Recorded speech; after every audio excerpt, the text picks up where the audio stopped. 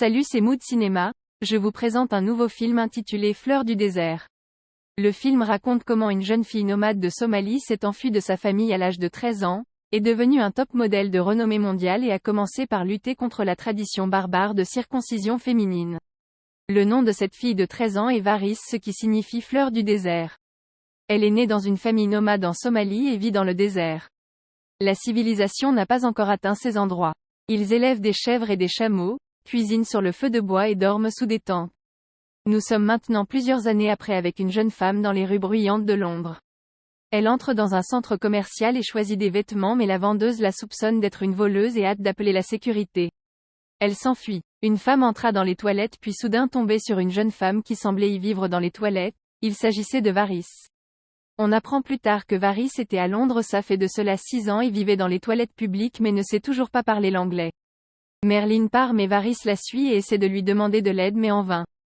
Varis passa la nuit dans la rue et cherche de la nourriture pour manger. Après mûre réflexion, Merlin décide de l'aider. Merlin la retrouve et lui demande c'est quoi son rêve. Varis lui répond qu'elle aimerait être danseuse mais ne peut passer aucun casting. Merlin décide de prendre Varis dans sa pension et lui conseille de trouver un emploi. Varis devient femme de ménage dans un fast-food et un photographe célèbre la remarque et lui donne son numéro. Plusieurs semaines passent et Varis continuait toujours son travail de nettoyage et apprenait aussi intensivement l'anglais. Un jour, Varis et ses amis vont en boîte. Un jeune homme nommé Harold vient sympathiser avec elle. Pour une raison quelconque, elle est effrayée par le contact avec cet étranger. Varis rentre chez elle. Elle surprend son amie Merlin en train de passer du bon temps avec un jeune homme, ce qui choque Varis qui préfère rester dehors. Varis pense que Merlin va mal.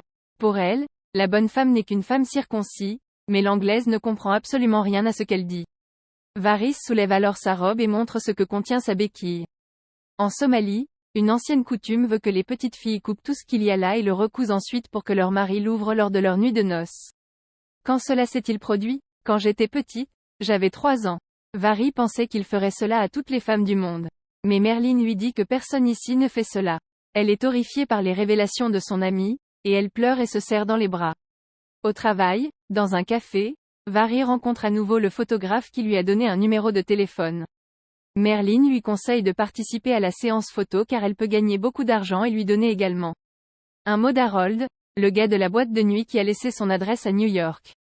Soudain, Varis ressentit de vives douleurs. Elle souffre beaucoup. Son ami l'aide à se rendre à l'hôpital. La femme africaine est examinée par un gynécologue qui lui dit qu'il ne pourra pas la ramener à ce qu'elle était, mais qu'il l'aidera à ne plus ressentir la douleur. Le médecin voit que la jeune fille ne comprend pas bien l'anglais et demande quelqu'un qui parle somalien. L'infirmier Amal arrive. Le gynécologue lui demande de dire à la jeune fille qu'elle a été ensemencée par un véritable boucher et qu'elle doit être opérée d'urgence. Mais l'infirmier somalien dit à Varis tout autre chose. Il lui fait honte de s'être montré à un homme blanc et lui dit que si elle se fait opérer, elle trahira son peuple et son origine car, selon lui, personne ne doit se mêler de leur tradition. Varis ne fait que pleurer après ces paroles. Les actions sont transférées quelques années auparavant, lorsque Varis était une jeune fille de 13 ans et vivait avec sa famille dans le même vieux désert. Lorsque ces jours critiques commencent pour la première fois, son père la présente à son futur mari qui a payé 5 chameaux pour elle. Le lendemain, Varis doit devenir la 4e épouse d'un terrible vieillard. Mais la jeune fille ne veut pas subir un tel sort. Et avec l'accord tacite de sa mère, elle s'enfuit chez sa grand-mère à Mogadéu. Pendant plusieurs jours, Varis erre dans le désert, pieds nus, se frottant les pieds dans le sang. Ce n'est que par miracle qu'elle parvient à rejoindre ses parents éloignés, vivante et indemne. Les actions sont transférées plusieurs années en arrière. Varis subit une intervention chirurgicale pour réparer ce qu'on lui a fait subir, puis se rend chez la photographe qui lui a laissé un numéro de téléphone dans le restaurant. La jeune fille est déterminée et demande immédiatement des nouvelles du maquilleur. Elle est maquillée et participe à la première séance photo de sa vie. Varis devient peu à peu un mannequin recherché et couronné de succès. Elle s'est vue proposer du travail dans le monde entier et à ce moment-là, son amie Merlin échoue à un autre projet de casting de danse. Varis lui offre une montre de luxe et lui demande de lui apprendre à marcher en talons. Mais leur rêve s'effondre lorsqu'un agent de mannequin vient lui annoncer que Varis a été renvoyée parce que son passeport a expiré depuis longtemps et qu'elle doit être expulsée vers son pays d'origine, la Somalie, en tant qu'immigrée clandestine. L'employé de la pension propose à Varis un mariage fictif pour qu'elle puisse rester en Angleterre. Mais cela n'est pas encore nécessaire, car l'agence parvient à obtenir de faux documents pour Vari. Elle part travailler aux États-Unis, mais elle est arrêtée par la police à l'aéroport. L'action se déroule il y a de nombreuses années, lorsque Vari était une jeune fille de 13 ans. Sa grand-mère pense que Juarez devrait aller au Royaume-Uni parce que la sœur de sa mère est l'épouse de l'ambassadeur somalien à Londres et qu'elle a besoin d'une femme de ménage. La grand-mère pense que la jeune fille sera en sécurité en Europe et lui conseille de ne pas rentrer. Vari monte dans l'avion et dit au revoir à son pays natal. À Londres, la jeune fille travaille à l'ambassade de Somalie et effectue les tâches les plus sales. Laver, nettoyer, faire la vaisselle. Quelques années plus tard, un coup d'État a lieu en Somalie et l'État demande à ses citoyens de rentrer chez eux. Tous les employés de l'ambassade rentrent chez eux, mais Vari reste, car personne ne l'attend en Somalie. Sa famille ne lui pardonnera jamais de s'être enfuie. L'action se déroule plusieurs années plus tard. Vari est libérée sous caution. La jeune fille reçoit un permis de séjour limité, mais si une nouvelle infraction est signalée, elle sera expulsée. Vari a besoin d'urgence d'un permis de travail. Elle décide donc d'accepter l'offre et de contracter un faux mariage. Elle s'installe dans l'appartement unique avec son nouveau mari afin que le service d'immigration ne soupçonne rien. La jeune fille reprend son travail de mannequin.